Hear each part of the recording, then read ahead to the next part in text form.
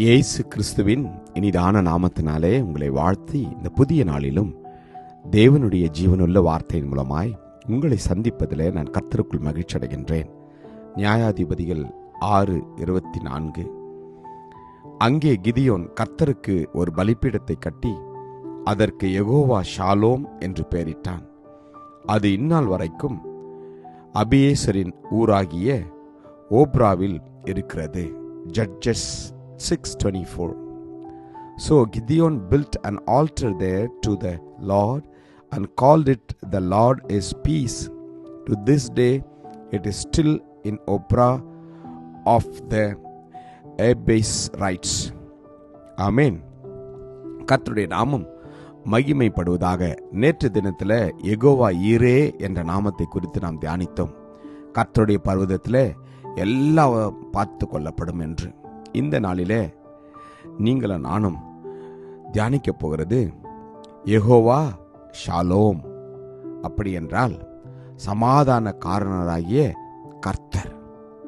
ரூவா என்ற அவர் இந்த நாளிலே உங்களையும் என்னையும் தன்னுடைய சமாதானத்தினாலே ஷாலோம் என்று அவர் உங்களை என்னையும் பார்த்து சொல்கிறார். அவர் நம்மை அமர்ந்த தண்ணீர்கள் அண்டையில் கொண்டு போய் விடுகிற தேவன்.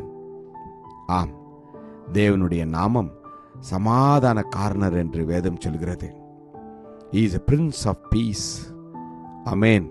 அந்த சமாதானத்தின் தேவன் இந்த நாளிலே யாரெல்லாம் சமாதானத்தை தேடி சமாதானத்தை இழந்து தவித்துக் கொண்டிருக்கிறீர்களோ ஒவ்வொருவரையும் அவர் தன்னுடைய சமாதானம் தெய்வீக சமாதானத்தினால நிரப்பப் போகிறார்.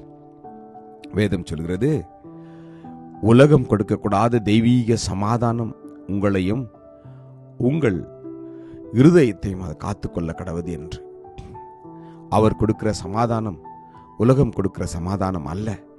உங்கள் இருதயம் கலங்க வேண்டாம், திகைக்க வேண்டாம் என்று வேதம் சொல்கிறது. இந்த நாளிலே சமாதானத்தின் தேவன் நமக்கு அவர் தன்னுடைய சமாதானத்தை கொடுக்க போகிறார். கிதியோனை பார்த்து அவர் சொன்னார், கர்த்தர் உனக்கு சமாதானம், பயப்படாதே, நீ சாவதில்லை என்று சொன்னார். கிதியோன் பயந்திருந்த நேரத்தில் தேவ தூதன் அவரிடத்துல வந்து பேசிய காரியம் இதுதான். யெகோவா ஷாலோம், நான் உன்னோடு கூட இருக்கிறேன். ஆம், உங்களுக்கும் எனக்கும் அவர்தான் சமாதான காரணர்.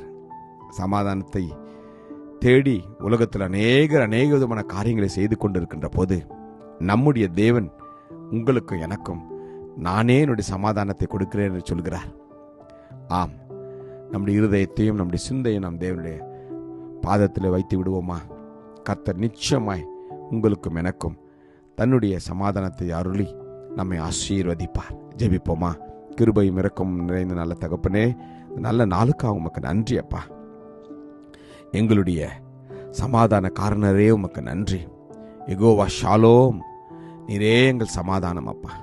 தகப்பனே, யாரெல்லாம் சமாதானத்தை தேடிக்கொண்டிருக்கிறார்களோ, சமாதானத்தை இழந்து தவித்து கொண்டிருக்கிறார்களோ, குடும்பத்தில் இருக்கிற குழப்பங்கள், போராட்டங்கள், பிரச்சனைகள், கடன் தொல்லைகள், இன்னும் அநேக விதமான பிரச்சனையினால சமாதானத்தை இழந்திருக்கிற ஒவ்வொரு தனிநபர்களுக்கும் இந்த நாளில இதை கேட்டுக்கொண்டிருக்கின்ற போதே அவர்களும் புரிந்து கொள்ளாத விதத்தில் அப்பா உம்முடைய பிரசன்னம் ஒவ்வொருவரையும் நிரப்பட்டும் அப்பா.